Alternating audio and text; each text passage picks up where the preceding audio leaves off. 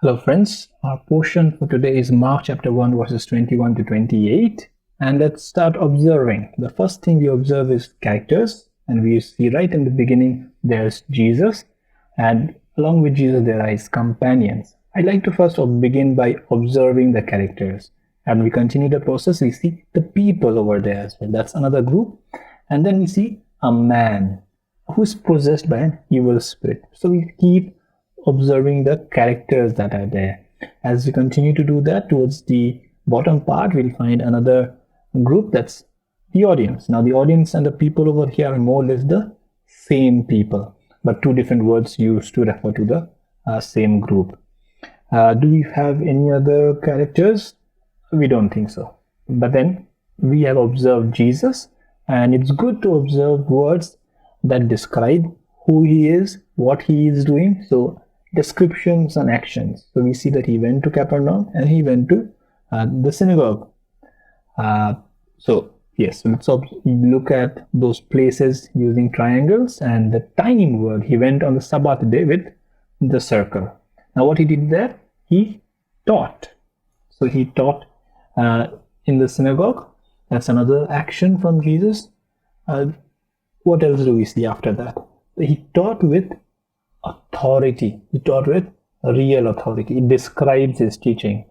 And he taught in a way that was very unlike the other teachers. So that's a contrast between Jesus and the other teachers. So he taught quite unlike other teachers. So let's observe that word unlike with a box.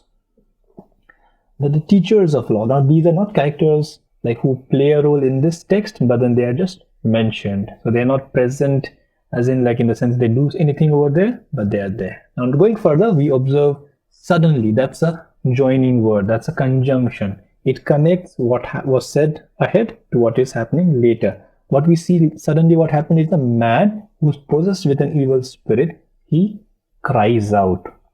So he cries out and he says, why are you interfering with us? So he cries out, and then he says a couple of things. Have you come to destroy us? He questioned Jesus. And not only just that, not only the fact that he questioned Jesus, but then he states certain things about Jesus. He says, Jesus of Nazareth. He identifies Jesus. He goes on to say that you are the Holy One of God. So he's someone who knows who Jesus is.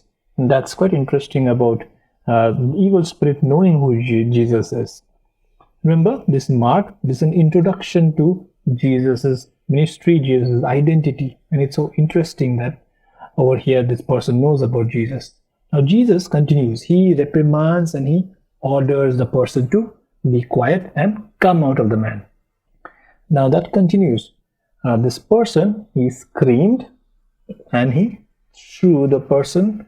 He convulsed and then he came out. Those are some other actions or descriptions about the man possessed by an evil spirit. Now over here these actions are done by the evil spirit on the man whom he is possessing or influencing or controlling. Now let's go further and look at the people or the audience. Now right at the beginning they were amazed at his teaching, and then towards the end they are amazed by his action, by what he did, that he spoke and the evil spirit obeyed. So they were with amazement. They discussed amongst themselves and they asked excitedly. That's quite interesting about what is happening. Now that's more or less the things that we observe. Of course, towards the end we see about the news. So overall, because of all of these things happening, what happened was the news spread throughout the region of Galilee. Now that brings us to an end of observations. Now that should lead us to the next step, that is interpretation, trying to understand what this text means. Of course, over here we would combine it with application. We'll reflect on it together for to keep this video short. So what was so different about Jesus' teaching?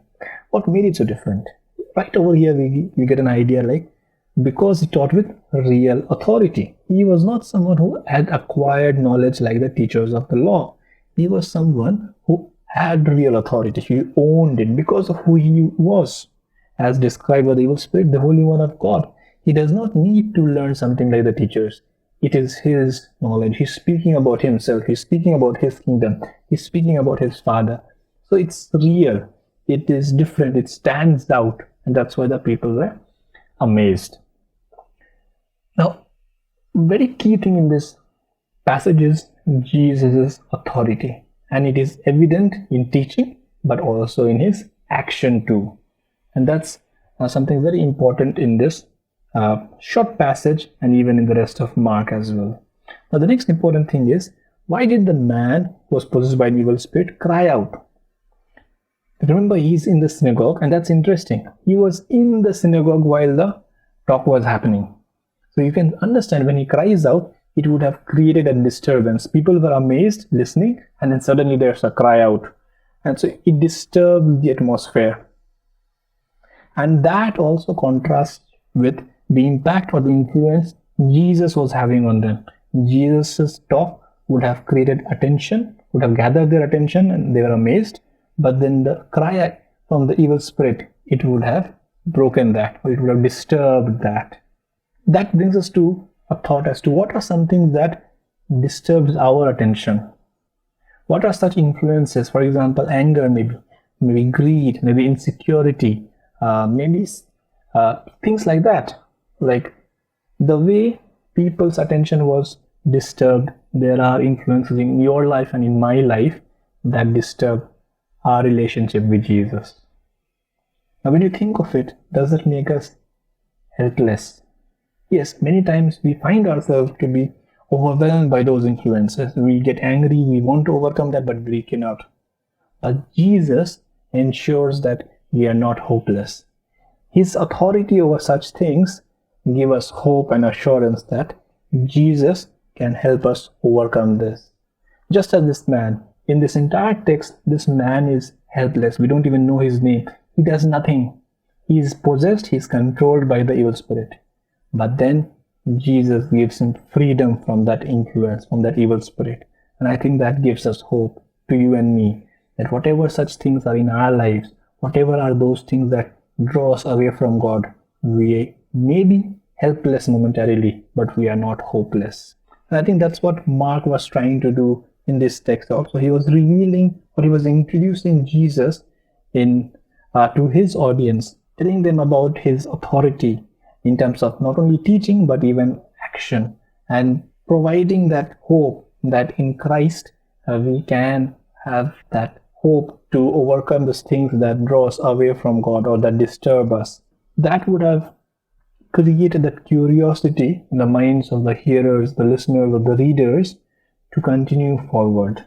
And if that is what is happening to you also right now, if you are interested to continue our journey, because this will be a journey through the book of Mark, please continue to follow, maybe subscribe, so that you get notified whenever there is a new teaching or a new Bible study over here.